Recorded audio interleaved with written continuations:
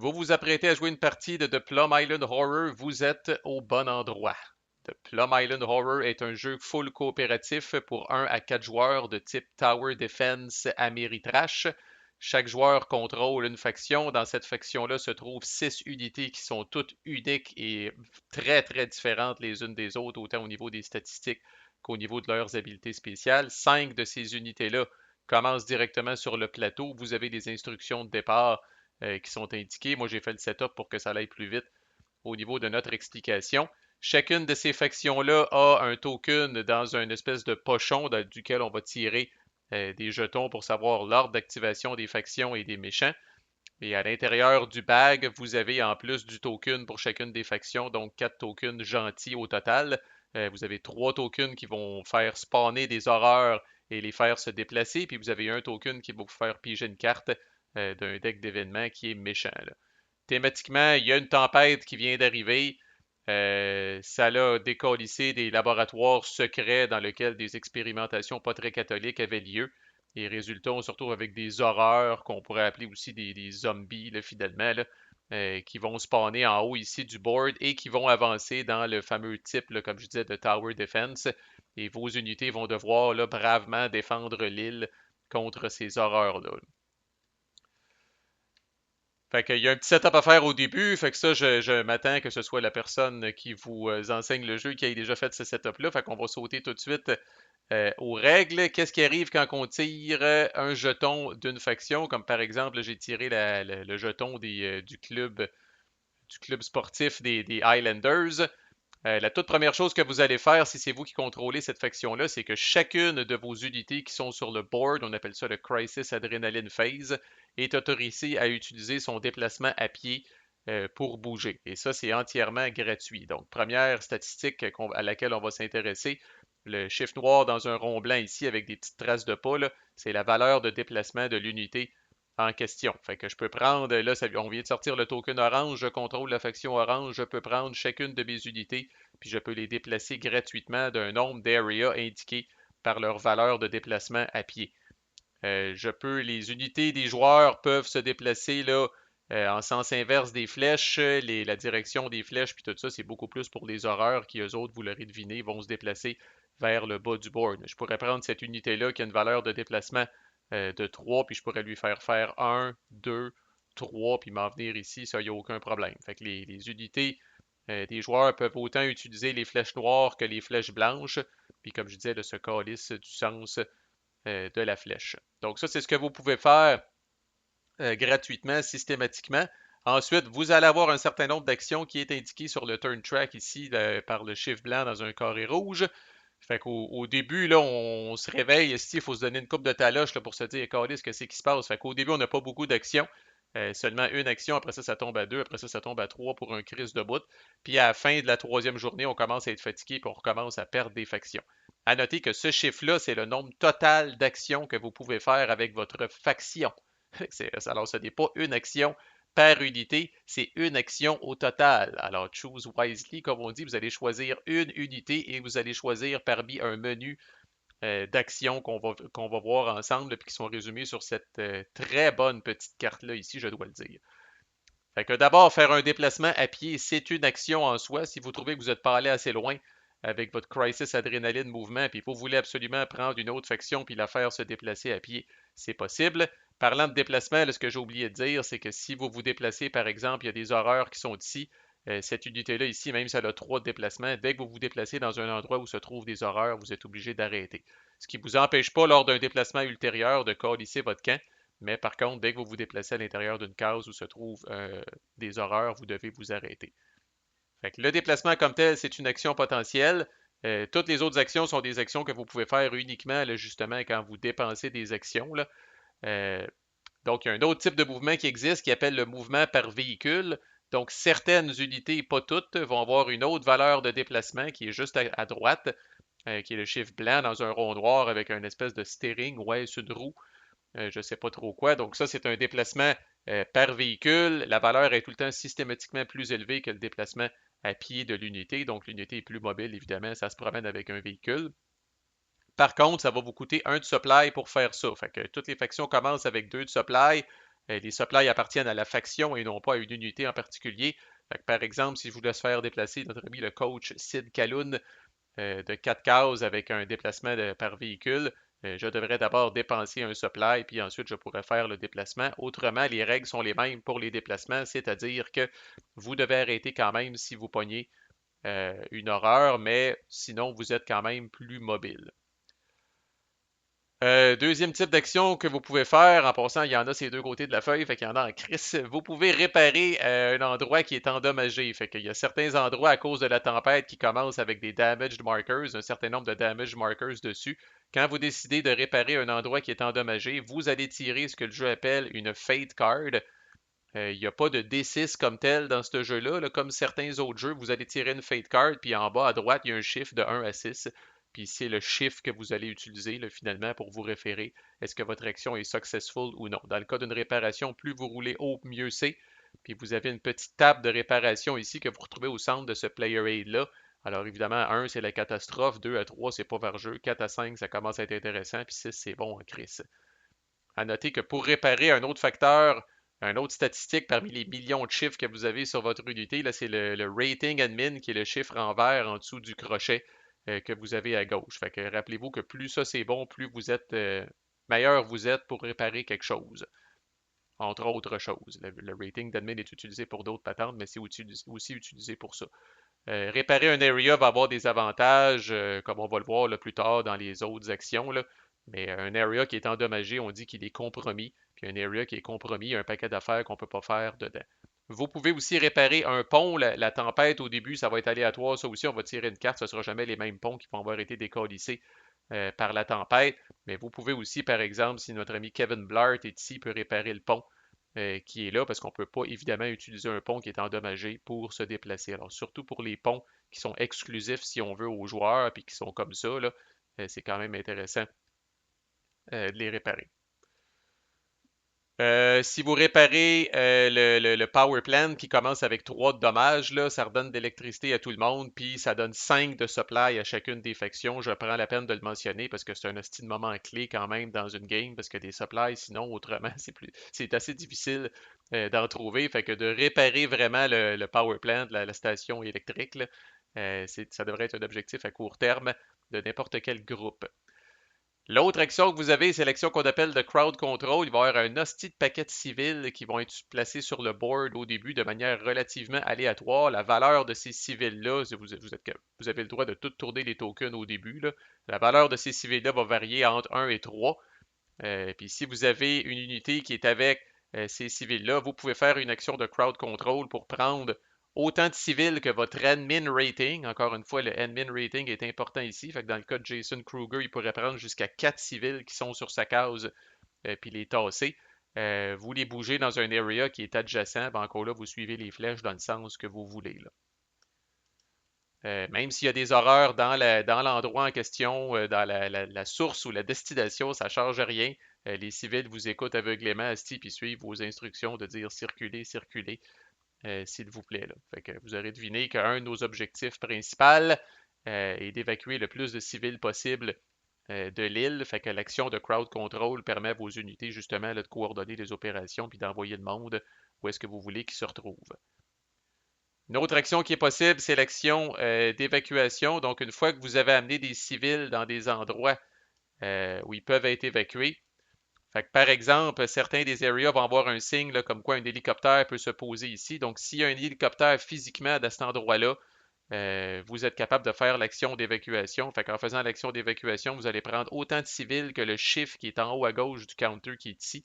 Puis vous allez vraiment les évacuer en sécurité en dehors de l'île, finalement. Et ce faisant, instantanément, vous allez augmenter votre nombre de points d'évacuation de la valeur des civils qui ont été évacués. Fait que le nombre de civils que vous pouvez évacuer, c'est égal à la valeur qui est ici sur le counter. Par contre, votre nombre de points d'évacuation, plus le civil est important ou plus ils sont nombreux, plus ça va être payant pour vous autres. Et j'en profite tout de suite pour parler de la fameuse win condition. C'est pas compliqué. Vous devez survivre jusqu'à la fin de la 9e ronde, donc jusqu'à la fin du 3e jour, et vous devez avoir évacué au moins 26 points de civils. Fait que vous, c'est pas tout de survivre en vous colissant tout le monde sur l'île puis qu'ils se fassent tuer par les horreurs. Vous devez avoir évacué au moins 26 points de civils puis toffer quand même jusqu'à la fin sans que les horreurs réussissent une de leurs win conditions à eux autres sur lesquelles on va revenir. L'action d'évacuation, vous n'avez pas besoin d'avoir personne qui est là. D'autres moyens d'évacuation que vous avez, c'est les fameux, euh, ce qu'on appelle les docks, là, les quais, là, on peut dire, là, qui sont celui-là ici, celui-là ici, celui-là ici. Pour être capable d'évacuer des civils à partir de là, cette fois, c'est un bateau que vous devez avoir dans la space. Et à noter que l'area ne peut pas être compromis. C'est vrai aussi pour le dépotoir ici. S'il avait été endommagé, j'aurais pas pu évacuer du monde à partir de là. Fait que la plupart des ports commencent à endommager. Fait que vous devez d'abord les réparer, amener des civils qui sont ici, puis utiliser le bateau qui est là pour les faire crisser le camp. Notez ici le ferry qui peut évacuer 4 civils d'une shot. Fait que plus le bateau ou l'hélicoptère a de capacité, moins ça va vous coûter d'action pour évacuer des civils. À noter que le bateau physiquement reste là, c'est thématiquement, il s'en va porter les civils, puis il revient. Même affaire pour l'hélicoptère. Fait que vous ne le perdez pas nécessairement. C'est juste que vous devez vous y prendre à plusieurs reprises s'il n'y a pas une assez bonne capacité. Autre action que vous pouvez faire, alors ça, pour ça, ça vous prend, l'action est ici, Build Compound, fait que ça vous prend, avec une unité encore là qui a un rating d'admin de 3 ou mieux, au coût de 2 supplies et un hit que va se bouffer cette unité-là. Thématiquement, c'est pas qu'elle s'est blessée en construisant votre compound, c'est juste qu'elle doit laisser un petit contingent de monde pour s'occuper puis administrer le compound. C'est ça qui est représenté par le hit qui est pris par la faction. Bref, si vous avez une faction, une unité avec un admin rating de 3 ou mieux, vous payez 2 de supply, vous bouffez un 8 à cette unité-là. Vous pouvez placer chaque faction à son fameux compound qui ne commence pas sur le board en premier, puis qui peut être placé à l'endroit où se trouve l'unité en question. Le compound a plusieurs utilités. Il est fort d'abord en hostie en combat. Il y a souvent des unités des habiletés spéciales qui sont très intéressantes et qui sont très uniques. Mais aussi, chaque compound peut héberger jusqu'à 4 civils. Au moment où vous construisez le compound, s'il y a des civils dans l'endroit, vous pouvez prendre les civils et les crisser physiquement dans le compound. Ils sont comme protégés à l'intérieur du compound tant que le compound résiste et que le compound ne crève pas. Là. Euh, Puis vous augmentez pas vos points d'évacuation tout de suite parce qu'il n'y a rien de garanti, comme je disais, au cas où que le compound se fasse crisser la volée. Mais à la fin de la game, les unités qui sont encore dans un compound vont faire augmenter votre marqueur de points d'évacuation. Puis vous faire progresser vers votre objectif de 26 points. Si jamais vous avez des unités qui sont ici, par exemple, puis notre ami là, Léo Bones Corey fait un crowd control puis déplace ces unités-là dans un endroit où se trouve un compound, il peut décider de les faire rentrer directement dans le compound. Thématiquement, dans ses instructions, il a dit allez-vous-en dans la caserne de pompiers puis rentrez dans le compound W pour être protégé. Rappelez-vous, limite de 4 civils, par exemple, par compound. Ça veut dire quoi de bouffer un hit? Ça veut dire de prendre un petit cube noir ici. Fait que supposons que c'est effectivement Kevin Blard qui a bâti le compound. Je vais venir y mettre un petit hit cube ici. Autre statistique des factions, des unités en bas à gauche, vous avez le chiffre dans un cœur, c'est son nombre de points de vie. Fait qu'évidemment, si Kevin Blard se ramasse autant de hit cubes que sa quantité de points de vie à ce moment-là, il meurt et on le prend pour bien le colisser ici. Et une des win conditions des horreurs, c'est que toutes les unités d'une faction soient mortes. Fait que vous pouvez manger une hostie de volée dans ce jeu-là. Tant que chaque faction a encore une unité sur le board, vous êtes correct. Fait que faites attention quand même à qui vous sacrifiez pour la cause. Autre type d'action qu'on peut faire, justement, en parlant de cette patente-là, on peut se guérir. Fait qu'il y a certaines unités, il n'y en a pas tant que ça ici, il y avait le compound, mais si on regarde Gordon Fayeti en bas à gauche, là, il y a l'espèce de petite, la croix rouge sur son truc. Fait que cette unité-là dispose du pouvoir de guérir. Le monde peut se guérir lui-même ou il peut guérir une unité qui est dans le même area que lui. Fait que pour une action, on peut prendre un cube à ce moment-là puis le décalisser. Il vient de guérir l'unité. Et on a presque fini. L'autre chose que vous pouvez faire, si l'area n'est pas compromis, vous pouvez utiliser l'area si on veut. Là. Puis là, il y a 3 types d'icônes qui se trouvent dans différentes quantités sur les areas. Fait que les areas, vous pouvez rien calisser. Le Town Hall ici n'a pas d'icône. Fait que vous pouvez absolument rien calisser. Un area qui a cette icône-là ici, si par exemple elle est ici, là, vous pouvez utiliser cette area-là pour gagner un de supply par icône comme ça qui sont disponibles. Fait que vous avez des endroits que je le trouve ici. Fait que par exemple, ici, vous avez deux icônes. Fait que Gordon Fayeti qui ferait une action d'utiliser l'endroit dans lequel il se trouve pourrait gagner 2 de supply parce qu'il y a deux icônes ici là, de gasoline et autres cossins. Fait que vous prenez les supplies, je répète que les supplies appartiennent à votre faction et non pas à l'unité. De faire ça va exhauster l'area. Vous allez mettre un petit token d'exhausted sur l'area, puis elle va rester exhausted jusqu'à la prochaine nuit, dans lequel cas elle va redevenir disponible pour être capable d'utiliser ces trucs. L'autre chose qu'il peut y avoir, c'est des espèces de signes radioactifs. Ça va venir réduire la traque de biohazard du nombre de cases égales au nombre d'icônes qui sont ici. Fait qu'en cas là, il y a des places qui ont une seule de ces icônes-là, puis il y a des places qui en ont deux. Fait que vous allez réduire. Fait que supposons mon biohazard est à 4, j'utilise le truc qui est ici, je vais le descendre de 2. Comme c'est écrit ici, c'est une autre des win conditions, des horreurs, puis on va voir un petit peu plus comment ça avance, cette patente-là, tantôt. Là. Mais si le biohazard atteint 17, c'est game over automatiquement, fait que c'est quelque chose sur lequel vous devez garder un œil. Ça aussi, ça va exhauster l'area. Puis la troisième et dernière patente que vous pouvez faire dans un area, c'est d'utiliser les jumelles. Quand vous utilisez les jumelles, vous allez tirer une carte de search du deck de 44 search cards qui est à 90% positif. Vous allez avoir des supplies là-dedans, la possibilité de réduire le biohazard. Vous allez potentiellement faire apparaître des civils VIP qui vont apparaître à différents endroits sur le board puis qui ont généralement une très haute valeur de points d'évacuation puis qui ont souvent aussi un petit pouvoir spécial pour vous aider. Là. Fait que très intéressant de faire ça. De searcher peut ou non exhauster l'area. Fait que par exemple, si vous searchez puis vous pognez cette carte-là, l'area n'est pas exhausted. Si vous searchez puis vous pognez cette carte, une carte comme celle-là ici, où est-ce qu'en haut à droite, en haut à gauche, c'est écrit Exhaust this area, vous allez exhauster l'area. Fait que soyez attentif à ce qu'il y a sur la carte pour savoir si vous êtes capable de répéter un search ou non le tour d'après. Si le désir vous en prend, à noter qu'un area comme le dépotoir, qui a toute la galerie des icônes, quand vous l'utilisez, vous devez quand même choisir un et un seul type d'icône. Fait que si je suis ici puis je veux utiliser le Town Dump, soit que je réduis le biohazard de 1, soit que je gagne un de supply, soit que je pige une carte de search, mais je ne peux pas faire les trois d'une shot. Le même type d'icône peut être utilisé dans une seule action. Fait qu'évidemment, les jumelles sont toujours toutes seules. Vous n'avez pas d'icône qui vous permettent de piger deux cartes. Par contre, comme on a vu, pour décontaminer puis pour aller chercher des supplies, des fois, il y a deux icônes sur le truc. Puis l'autre type d'icône, on en a parlé, c'est un endroit où peut se trouver un hélicoptère pour être capable d'évacuer des civils. L'autre truc que vous pouvez faire, et c'est un autre des ratings qu'on a, fait que certaines unités, pas toutes, ont un rating, là, par exemple le fameux 1 là, de M. Rogers, là, avec une petite cible, c'est un rating d'attaque à distance. Fait que, par exemple, si des horreurs sont ici, M. Rogers peut dépenser une action pour attaquer ces horreurs-là à distance. C'est sûr que son rating n'est pas par jeu, on va prendre quelqu'un qui a un petit peu plus d'allure. Là. Fait que lui, on voit que son rating est de 3. Fait que la valeur du rating, c'est le nombre de dés qui vont être roulés en ranged combat. Les combats sont très excitants là-dedans avec des dés custom. Là. On y revient dans 2 secondes, mais c'est quand même très intéressant. Tout ça pour dire que pour faire une action d'attaque à distance, vous devez aussi dépenser un de supply. Fait que là, à date, mine de rien, on a vu que les supplies servent à se bouger par véhicule, les supplies servent à tirer en ranged combat, puis les supplies servent à bâtir le compound.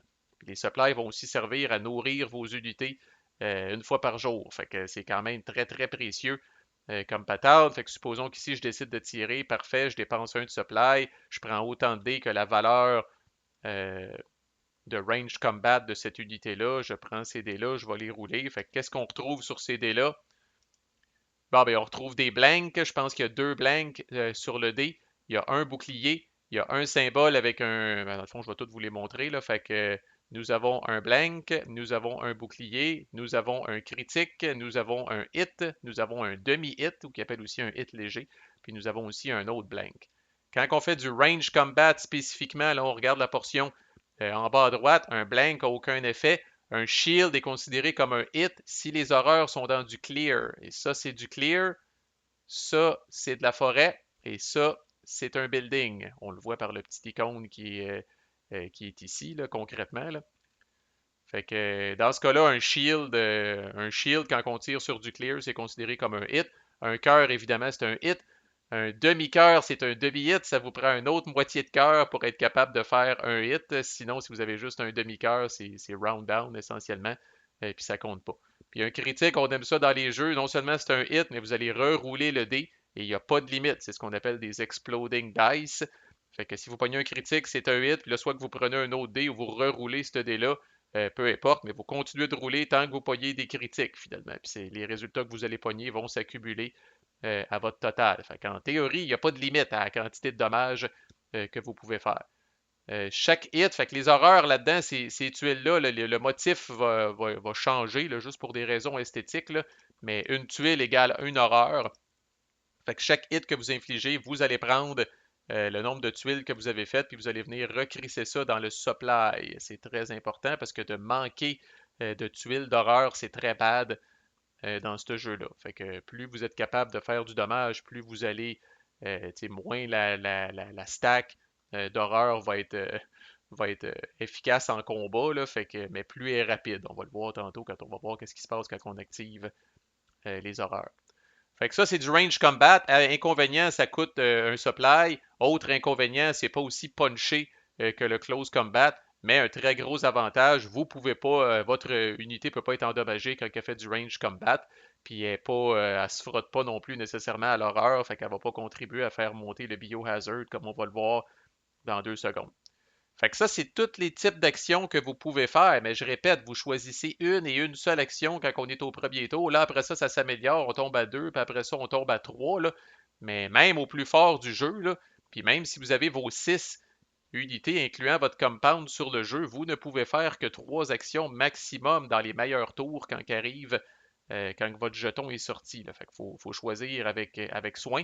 En passant, la même unité pourrait faire les 3 actions. Vous pourriez vous déplacer avec une unité, faire du crowd control, puis tirer après ça les horreurs, puis ce serait vos 3 actions. Puis ce serait bien correct, inquiétez-vous pas, les autres unités ne vont pas vous en vouloir.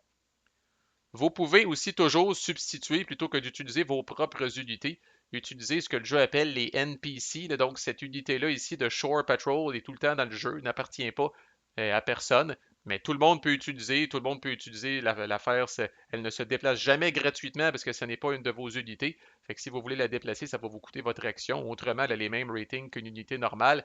Et une de ses grosses utilités, c'est que si vous l'utilisez pour tirer à distance, vous ne devez pas dépenser de supply. Dans le fond, c'est comme si la Shore Patrol avait son propre stash de munitions, là, puis ça l'utilisait là, sans piger dans vos affaires. Là. Il peut y avoir aussi 2 autres unités NPC qui peuvent apparaître suite euh, à des cartes de search que vous allez pogner.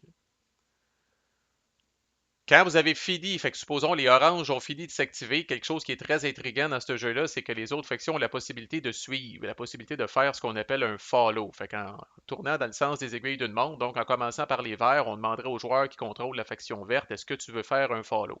Faire un follow, c'est quoi? C'est que le joueur vert pourra faire une et une seule action, peu importe le tour qu'on est, une et une seule action avec une de ses unités, ou peut-être même avec l'unité d'NPC, s'ils le veulent. Fait que décide si oui ou non il le fait. S'il décide de le faire, choisit son action avec telle unité, fait son truc. Et après, une fois que c'est fini, évidemment, ce n'est pas sans conséquence. La personne doit tirer une Fate card. Et là, on regarde uniquement la bande en bas qui va dire soit No Event Card ou Draw Event Card. Fait que dans ce cas-là, ici, ouf, la personne a été chanceuse, ça n'a pas eu de conséquences, elle a fait une action de plus. Yes, puis on n'a pas été puni collectivement comme groupe. Par contre, si la personne avait pogné ça ici, où est-ce que c'est écrit Draw Event Card, la personne doit piger une carte d'événement. Et à ce moment-là, c'est toujours négatif, ces cartes-là.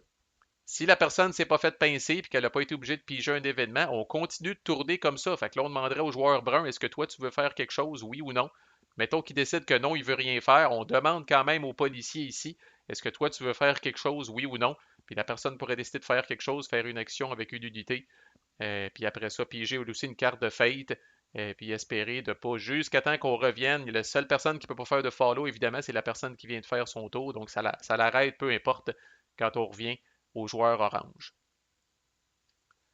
Il y a aussi une action exclusive, le Reposition, que vous voyez, l'avant-dernière action ici, là, je ne l'ai pas couverte parce qu'elle est exclusive au follow. Vous ne pouvez faire ça que dans le cadre d'un follow. C'est comme ça que vous déplacez on va dire de même, les véhicules sur l'île, soit les hélicoptères ou les boats. Donc, avec une action de reposition, fait que tantôt, je pense que mon hélicoptère était ici, là.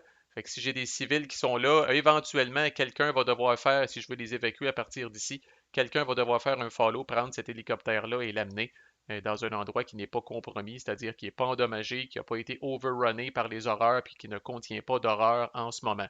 Fait que la source, quand vous faites un reposition, la source n'a pas d'importance, mais la destination a de l'importance, ne peut pas être compromise. Fait que c'est comme ça que vous déplacez les hélicoptères ou les bateaux d'un endroit à l'autre. Fait qu'un reposition, vous bougez un véhicule. Ces véhicules-là peuvent être désablés par des événements. Évidemment, s'ils sont désablés, vous ne pouvez pas les faire bouger. Fait que le crisis adrénaline des unités de cette faction-là, le nombre d'actions prises par cette faction-là basé sur quel tour on est rendu, et ensuite les possibilités de follow avec les conséquences possibles que ça peut avoir, là, ça vient de régler qu'est-ce qui arrive quand on tire un token d'une faction. Maintenant, qu'est-ce qui arrive si on tire ce token-là ici? Ça, c'est le token qui vous dirige tout simplement à piger une carte d'événement puis à suivre qu'est-ce qu'il y a là-dessus. Il va y avoir toutes sortes d'affaires crottées là-dedans puis toutes sortes d'affaires pas le fun. Dont une des affaires pas le fun aussi est de faire spawner une des 6 mutations qui sont des horreurs avec des pouvoirs spéciaux. Fait que la grande majorité des horreurs, c'est tout simplement des tuiles qu'on va empiler puis qu'on va faire des grosses crises de stack qui vont avancer sur le board, là. Mais les unités qui sont ici sont des unités vraiment particulièrement rochantes avec des habilités spéciales qui vont vous faire chier et que vous allez vous en rappeler en sacrament. Quand vous pigez un token rouge, je rappelle qu'il y en a trois dans le bag. Là. Fait que, si on regarde tout ce qu'il y a dans le bag, fait que ça va sortir dans un certain ordre comme ça. Vous n'êtes jamais certain qui va jouer quand. Des fois, vous allez jouer plusieurs fois de suite. Des fois, les horreurs vont jouer plusieurs fois de suite. Fait que vous ne le savez jamais. Fait que quand vous pigez ça, vous pigez encore là, guess what, une carte de Fate. On va commencer par en prendre une simple. Puis là, vous faites les instructions d'abord de spawn. Vous allez générer des nouvelles horreurs. Puis ensuite, vous allez activer les horreurs. Fait qu'on fait la portion du haut d'abord. Fait que là, ça me dit de spawner dans la track 4. Fait que dans la track 4, je vais venir prendre autant de tuiles que le niveau de biohazard me le dit. Là. Fait que si je suis dans la première rangée de biohazard, c'est 3 tuiles. Si je suis dans la deuxième rangée de biohazard, c'est 4 tuiles. Fait que je prends ce nombre de tuiles-là, dans ce cas-là 3, puis je vais venir les colisser sur la track numéro 4. Faire attention de bien empiler nos cossins. Voilà. Et ensuite, je vais activer. Fait que vous pouvez, il y a des cartes qui vont vous donner comme instruction de spawner sur plus qu'une track. Fait que c'est à vous de voir. Ensuite, vous allez activer toutes les horreurs qui se trouvent sur la track 3, tel qu'indiqué ici. Fait en commençant avec les horreurs qui sont le plus bas sur le board, vous allez les déplacer. Les déplacer de combien de cases? C'est écrit en bas à gauche de cette espèce de board-là avec les mutations. Là. Fait que comme je disais, plus les stacks sont petites, moins elles sont dangereuses, mais plus elles sont mobiles. Puis plus les stacks sont grosses, plus elles cognent fort, mais elles se bougent quand même lentement, là, dans la pure tradition des films de zombies. Là. Fait qu'une stack de 1 à 3 tuiles bouge de 3 areas, 4 à 6 tuiles de 2 areas et 7 tuiles ou plus de 1 area. Puis comme c'est écrit en dessous, si on est la nuit, donc les 3 tours sur 9 de la nuit, les horreurs se déplacent plus vite. Vous ajoutez 1 à cette valeur de déplacement-là.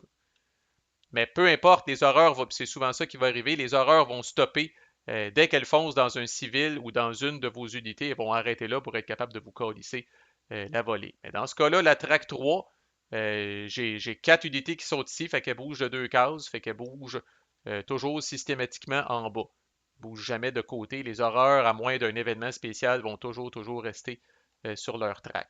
Dans certains cas, pour ajouter un peu de piquant, ils vont arriver à ce qu'on appelle une fourche, ici.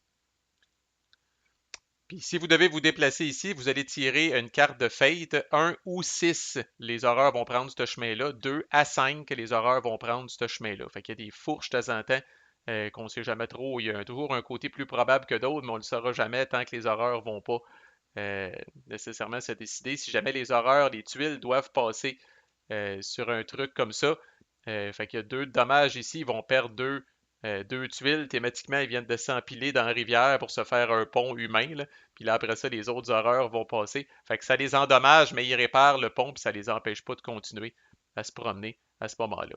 Comme je disais, s'ils arrêtent automatiquement dès qu'ils pognent un civil, si le pauvre civil est tout seul, les horreurs vont y colisser la volée, puis ils vont probablement le buter. Fait que là, à ce moment-là, c'est terminé pour essayer de sauver ce civil-là. Mais c'est surtout que pour chaque fois que les horreurs tuent un civil ou tuent une player unit, vous allez prendre une tuile puis vous allez la rajouter sur la stack. Concrètement, les pauvres civils qui sont morts encore là dans la pure tradition des films de zombies sont devenus eux-mêmes des zombies puis se sont joints à la horde. Qu'est-ce qui arrive en cas de combat? Ben, en cas de combat, d'abord, je vous conseille d'être dans un endroit le plus... évidemment, dans un building, vous êtes mieux protégé que dans une forêt, puis dans une forêt, vous êtes mieux protégé que dans le clear. Fait que quand arrive un close combat comme ça, qui est en passant une action que vous pouvez prendre consciemment, vous pouvez prendre une de vos unités comme action qui est co-localisée avec une horreur, puis vous battre à main nue. C'est très très rare qu'on fait ça dans les faits, parce qu'inquiétez-vous pas, vous allez avoir en masse l'occasion de vous battre quand les horreurs vont vous sauter à la gorge. Dans un scénario comme ça, qu'est-ce qui arrive? D'abord, il faut regarder combien de hits les horreurs vont faire. C'est écrit ici sur cette espèce de petite chart-là en fonction d'où vous êtes. Là. Fait que concrètement, dans du clear, c'est le nombre de tuiles divisé par 2, round-up. Dans une forêt, c'est divisé par 3, round-up. Puis dans un building, c'est divisé par 4, round-up. Moi, j'utilise ce calcul-là plutôt que cette petite affaire-là. Mais si vous avez de la misère avec vos mathématiques du primaire, vous pouvez quand même utiliser cette chose-là. Par exemple, ici, je sais pas trop, j'ai 4 unités, je suis dans un building, fait que les horreurs vont infliger un hit à mon ami le golfeur. Le chiffre que vous avez en haut à gauche dans un triangle jaune, c'est le nombre de dés que le golfeur va rouler en close combat. Alors je roule ces dés-là. Essentiellement, ça ressemble pas mal à la table ici. Un blank n'a pas d'effet. Dans le cas du close combat, un bouclier va vous protéger d'un hit des horreurs. Le cœur, c'est la même affaire. Le light hit, c'est la même affaire. Puis le critical hit, c'est la même affaire.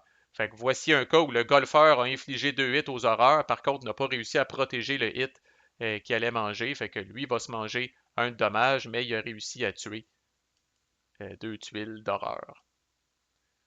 L'autre chose, c'est pour ça qu'on fait pas ça souvent, c'est que à chaque fois qu'il y a un close combat entre des horreurs et des civils ou des horreurs ou des unités des joueurs, vous allez prendre d'abord les cubes jaunes, puis vous allez les colisser dans ce pochon-là de biohazard. Puis quand les cubes jaunes sont épuisés, vous allez prendre des cubes rouges. Puis quand il n'y a plus de cubes pantoute, ce qui peut arriver, à chaque fois que vous devriez ajouter un cube, à la place, vous allez augmenter le biohazard de 1. C'est comme ça que des fois, ça peut tomber hors contrôle, puis qu'on peut se diriger sérieusement vers le 17 ou plus. Sinon, on va voir qu'est-ce qu'on fait avec ce paquet-là dans pas long.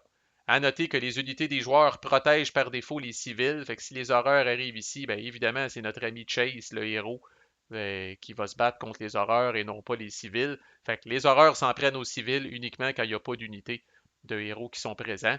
Et si jamais il y a plus qu'un civil, ben, vous calculez le nombre de hits que les horreurs sont supposés d'infliger, puis vous allez éliminer autant de civils. Des fois, ils les tueront pas toutes, mais plus souvent qu'autrement, ils vont les tuer toutes. Les civils sont totalement sans défense, roulent aucun dé, oubliez ça. Là. Fait que si jamais votre unité crève en close combat et uniquement en close combat, l'unité a la chance de faire ce qu'on appelle un last stand. Là, c'est là que vous regardez le dernier rating qu'on n'a pas vu, qui est le chiffre rouge en dessous de l'étoile. Fait que dans le cas de Chase, c'est très haut. Ce rating-là va varier de 1 à 5. Fait que vous allez tirer une carte de fate, vous allez regarder le chiffre qui est en bas à droite, s'il est égal ou inférieur. L'unité a comme réussi à survivre pareil, elle doit retraiter. Elle ne peut pas retraiter vers les spawn zones des horreurs, mais elle doit retraiter.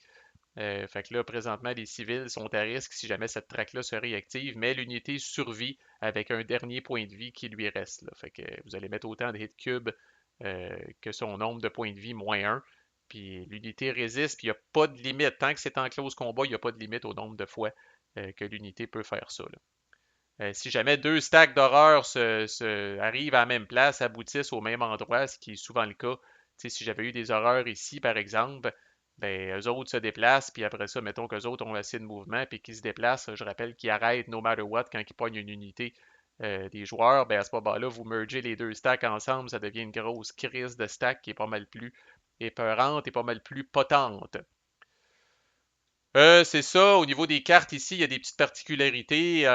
Surge, des fois, vous pouvez avoir la même track qui s'active 2 fois. Au niveau du spawn, vous avez des particularités ici. Bon, on a vu passer un no spawn, mais vous avez des particularités comme Callis, va-tu finir par en pogner une, sacrament. Holy shit, il n'y en a pas tant que ça, en fin de compte. Fait que Reanimated, vous allez tirer une track au hasard, puis vous allez mettre 2 tuiles sur chaque stack qui se trouve sur cette track-là, peu importe où elle se trouve. Puis vous avez aussi Chaos, qui est un autre type de spawn qui va vous faire spawner des horreurs sur 2 tracks aléatoires, encore là, que vous allez tirer avec des fate numbers. Qu'est-ce qui arrive à la fin d'une ronde? Ben, si on est la nuit, à la fin de la nuit, on enlève tous les marqueurs exhausted de toutes les locations. C'est le moment où les locations se rafraîchissent, si on veut. Ensuite, toutes les mutations, spécifiquement les mutations, vont se guérir d'un dommage. Fait que ces mutations-là ont un certain nombre de points de vie, comme les unités des joueurs. Fait que vous allez guérir un certain nombre de points, un point de vie finalement de chacune de ces mutations-là quand arrive la fin de la ronde. En passant, eux autres, leur valeur de close combat n'est pas influencée par le terrain. Vous mangez ça vraiment sur la gueule. Si vous faites attaquer par le Sasquatch qui est au milieu, vous recevez 3 hits, que vous soyez dans du clear, dans de la forêt ou dans des buildings. C'est ce qui rend ces unités-là dangereuses en sacrament une fois qu'elles apparaissent. Ensuite, ce que le jeu appelle le Biohazard Infection Step, qu'on voit en bas à gauche, vous allez tirer 2 cubes de ce pochon-là qui contient toujours au début de la game 5 cubes verts, puis qui va contenir un certain nombre de cubes jaunes et ou rouges, dépendamment de combien vous en avez ajouté. Fait que, supposons qu'on a ajouté une coupe de cubes jaunes là-dedans. Moi, ça, je suis pas capable d'en sélectionner plus qu'un, Chris. Ben là, vous allez en tirer 2. Si vous êtes chanceux, vous allez pogner. Quand vous pigez un vert, s'il ne se passe rien. Quand vous pigez un jaune, vous augmentez le biohazard de 1. Quand vous pigez un rouge, vous augmentez le biohazard de 2. Rappelez-vous de garder un œil là-dessus parce qu'à partir de 9, vous spawnez 4 tuiles au lieu de 3. Mais quand vient le temps de faire des spawns, puis à 17, je rappelle que vous perdez. Ensuite, on reprend tous nos tokens qui ont été ici, on recolle ça dans le bag et on augmente le turn marker pour le mettre ici. La seule autre particularité, c'est qu'au début de la nuit, donc, quand on arrive au début de la nuit, vous devez nourrir vos unités. Fait que chaque unité, ça coûte un supply pour la nourrir. Si vous n'êtes pas capable de la nourrir ou si vous ne voulez pas la nourrir, l'unité se bouffe un hit cube à la place. Et il n'y a pas de last stand qui est possible quand on ne mange pas. Si on ne veut pas vous donner d'hamburger, malheureusement, puis que vous étiez déjà, par exemple, à 2, si je décide de ne pas nourrir cette unité-là ou que je ne peux pas nourrir cette unité-là et qu'elle bouffe son dernier hit cube, elle crève. Et je rappelle que c'est une condition de défaite si toutes vos unités sont mortes. Le compound, s'il a été bâti, doit être nourri aussi lui-même, ou sinon il va manger un hit cube. Et s'il y a au moins un civil dans le compound, vous devez aussi dépenser un cube. Sinon, vous devez éliminer un civil du compound. Heureusement, ça ne dépend pas du nombre de civils qu'il y a dans le compound, qu'il y en ait un ou quatre. Ça ne change rien. Vous devez dépenser au moins un cube pour nourrir ces civils-là, sinon vous allez devoir en décalisser un. Alright, fait qu'au niveau des. Fait que c'est ça, la seule condition de défaite qui nous reste à parler, là, c'est l'overrun qui est ici. Si ça se rend à 8. Fait que, comme tout bon Tower Defense, votre objectif ultime, c'est oui, bon, survivre, mais d'empêcher les horreurs surtout de se rendre au bout. Si les horreurs réussissent à se rendre au bout puis qu'il n'y a pas d'unité de joueurs qui se trouvent là, ils vont overrunner la place. Ça va leur donner un certain nombre de points d'overrun en fonction de l'importance de l'endroit. Fait que c'est toujours au moins 2 par area, mais il y a des endroits qui sont un petit peu plus importants. Le Coast Guard Station vaut 3, le Greenport Docks vaut 4, puis le Great South Bay Bridge, qui est le lien de l'île vers le monde extérieur, si on veut. Fait que si cet endroit-là est overrunné, à lui seul, ça vaut 6 points d'overrun sur les 8 qui causent une défaite automatique. Mais pour que les horreurs aillent ici, ça lui prend un 1 ou un 6 pour s'en venir ici. Puis une fois là, ça lui prend un 2 à 5 pour s'en venir ici. Puis encore là, peut-être que vous allez avoir du monde qui vont protéger la place, puis qui vont tout faire pour empêcher les horreurs de réussir à faire ça. À noter que ça, c'est un autre endroit où vous pouvez faire du crowd control pour évacuer des civils. Fait que supposons que j'ai ce bonhomme-là ici, puis j'ai 2 civils qui sont là. Si je peux faire du crowd control, puis je peux prendre ces civils-là, puis leur faire suivre la flèche, puis les envoyer en sécurité, là, sont rendus sur le continent, si on veut, puis sont plus pognés sur l'île, puis sont considérés comme étant sauvés. Fait que voilà, c'est pas mal la majorité des affaires que vous aviez besoin pour apprendre à jouer à Plum Island Horror. Fait que, comme on dit, le reste, on va l'apprendre ensemble à la table. Si vous avez aimé le traitement que j'ai fait de cette vidéo-là, il y a plein d'autres vidéos semblables sur la chaîne. À plus.